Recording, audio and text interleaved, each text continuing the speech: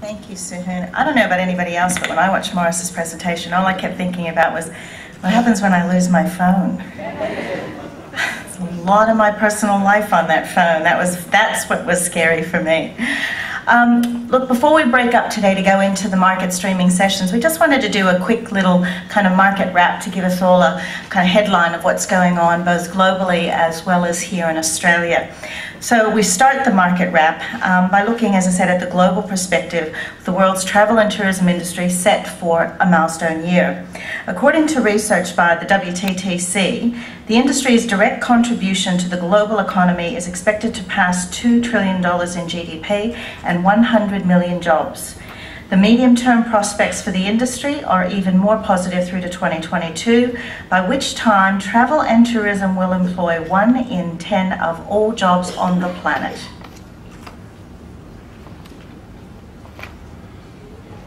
Tourism will go past a $2 trillion contribution number, which is an enormous sum of money. 100 million jobs, and it'll be growing at 2.8%, which is ahead of where the economy is growing, around 2.5%. So the next 10 years, we're looking at a contribution moving to $10 trillion, so it's a huge increase over that period of time. We'll end up with something like 328 million jobs, and something like 1 in 10 jobs on the planet. So the wider travel and tourism industry will be employing 1 in 10 people on the planet. There'll be something like 2 billion new middle-class consumers coming into the travel marketplace over the next 30 years. These are substantial numbers, so whether it's looking at Latin America or Russia or India or China, that's where all these people are coming from.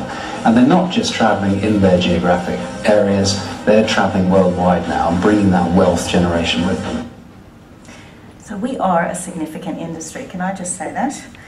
Turning to Australia's inbound market, the ABS reveals that tourism in Australia is worth $73 billion, with the aim of achieving between 114 and 140 billion by 2020.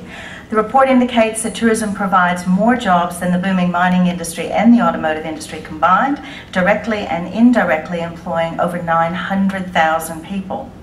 The ABS overseas arrival statistics for year ending February 2012 show international arrivals reached 5.9 million, just 0.2% less than the same 12-month period last year.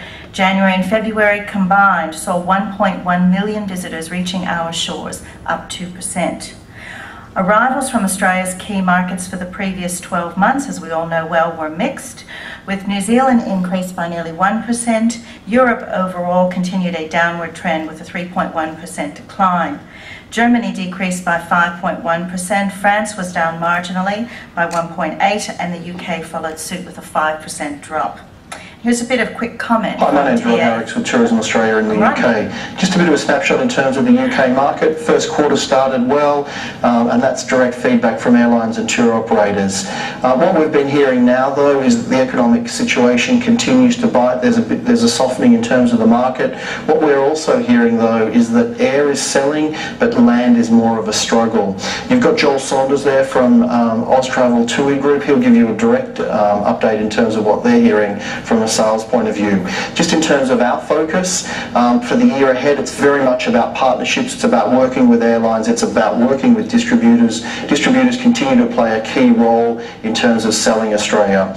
A couple of big things for 2013, Lions in June, Ashes in November, December next year, and also then of course the launch of the next phase of the campaign, There's Nothing Like Australia. I hope the ATEC Symposium goes well, and thanks for your support of the UK market.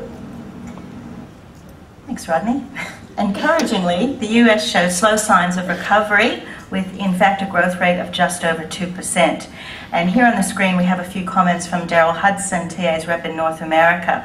And as you can see, Americans spent more money per visit, up 5%, and they actually increased their length of stay, importantly in regional areas, with dispersed nights up 15%.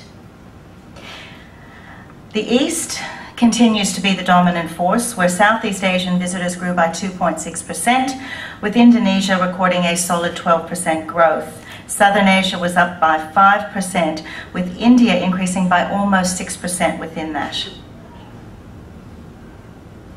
Our country is doing very well. The economy is pretty stable at the moment, so more and more people are now exploring new destinations. And Australia, you see a lot of advertisements on the TV as well for Australia. Tourism Australia in Delhi itself is doing a lot of promotion to promote the destination. So it is an up-and-coming destination, and people are looking to explore, go a bit the extra mile, and visit different destinations. In Northeast Asia, however, Japanese visitors again dropped by a disappointing 14%. But as you can see by Kaz's comments here, it's been a challenging time for the Japan market.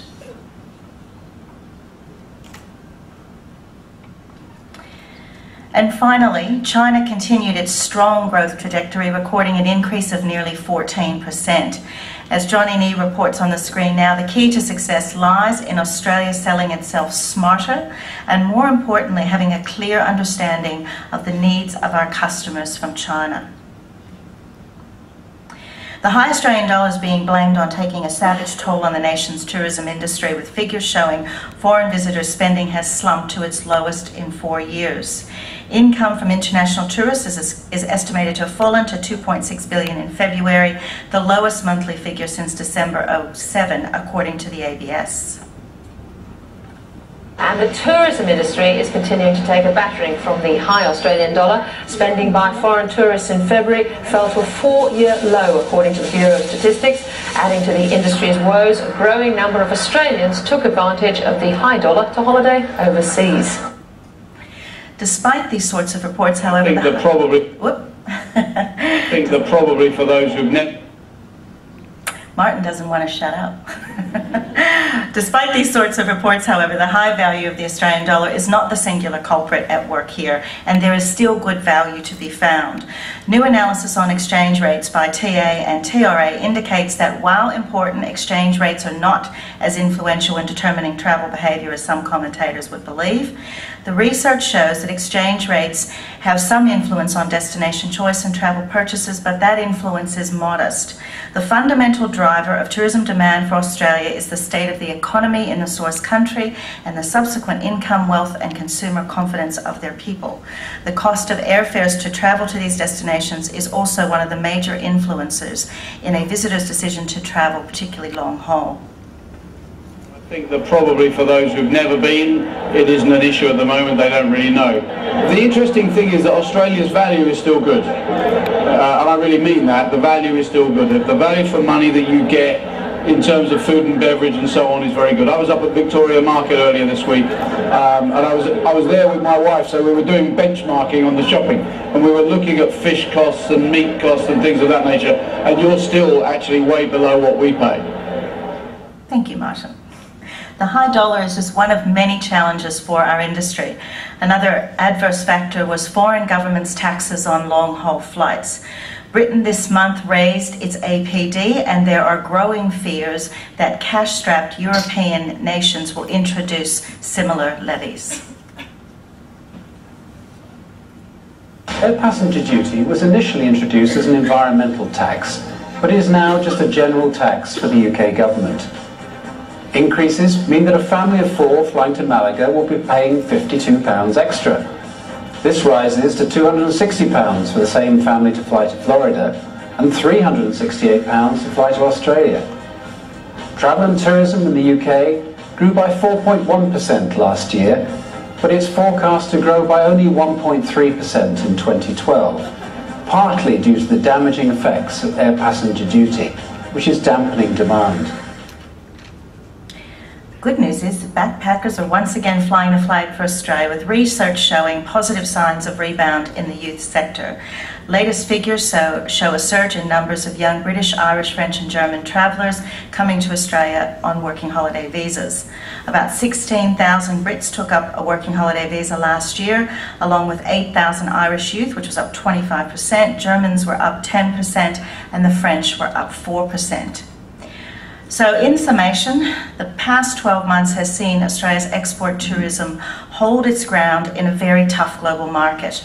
Overall, numbers are really line ball when compared with the previous year. A few more Kiwis and Americans have left home. I don't use the word Yanks. And a few other Brits have stayed at home. Sorry. If we think about this like a menu of our key markets, curry orders were up, as was the demand for nasi goreng and Peking duck. Demand, however, for sashimi, sauerkraut, and frog legs were slightly down.